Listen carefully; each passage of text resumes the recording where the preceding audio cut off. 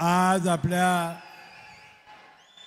आई अंबाबाईच्या तीर्थक्षेत्राच्या कामाचा शुभारंभ या देशाचे कणकर गृहमंत्री आदरणीय अमितभाई शहाजी, राज्याचे लोकप्रिय मुख्यमंत्री देवेंद्र फडणवीस साहेब, राज्याचे उपमुख्यमंत्री एकनाथ शिंदे साहेब, व्यासपीठावर उपस्थित मंत्रिमंडळातील माझे सर्व सहकारी, विधिमंडळातील माझे सर्व सहकारी, मंचावरील सर्व प्रमुख नेते मंडळी आणि मोठ्या संख्येने उपस्थित बंधू भगिनी आणि मित्रांनो, बंधू भगिनींनो, आज अंबाबाई आपल्या तीर्थक्षेत्राच्या आराखड्याच्या निमित्ताने आज आपले देशाचे लोकप्रिय गृहमंत्री अमित शहा साहेबांनी आज त्याचा शिलान्यास केलेला आहे।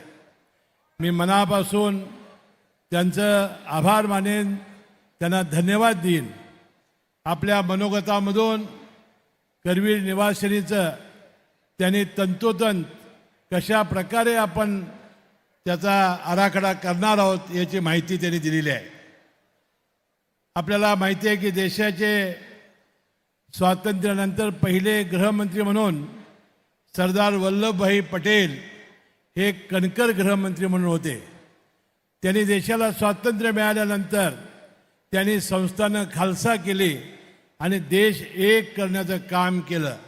अशाच प्रकारचं सरदार वल्लभभाई पटेल नंतर एक तगडा गृहमंत्री या देशाला मिळाला की जो आपल्या कोल्हापूरचा जावाई आहे, याला आपला सर्वांचा अभिमान असला पाहिजे।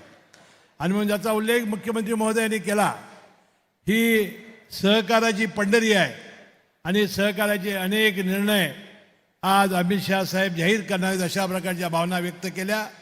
मी 45 वर्ष या सहकाराशी जुळलेला आहे। आज ही जिल्हा मध्यवर्ती बँकेचा 45 वर्ष मी अध्यक्ष आहे आणि या निमित्ताने जिल्हा मध्यवर्ती बँकेच्या आणि सहकारी साखर कारखान्याच्या अनेक अडचणी आज आम्ही इचलकरंजीमध्ये त्यांच्यासमोर मांडणार आहोत। मला विश्वास आहे की या सगळ्या क्षेत्रामध्ये आणि जास्तीत जास्त त्यांनी जो पहिलं कदम उचललेलं आहे की विकास सेवा संस्थेचं त्याचं पॅकचं पुनरुज्जीवन करणं, संगणकीकरण करणं, हे फार महत्त्वाचं पाऊल त्यांनी उचललेलं आहे। या सहकारातला एक कार्यकर्ता म्हणून मी मनपूर्वक त्यांचं अभिनंदन करतो। मुख्यमंत्री महोदय, उपमुख्यमंत्री महोदय यांचंही अभिनंदन करतो। 1400 कोटी रुपये देऊन अनेक वर्षे ज्या आराखड्याची मी वाट पाहत होतो, आई अंबाबाईच्या आराखड्याची सुरुवात या निमित्ताने झालेला आहे। त्याबद्दल मनपूर्वक या सगळ्यांना मैं धन्यवाद देतो।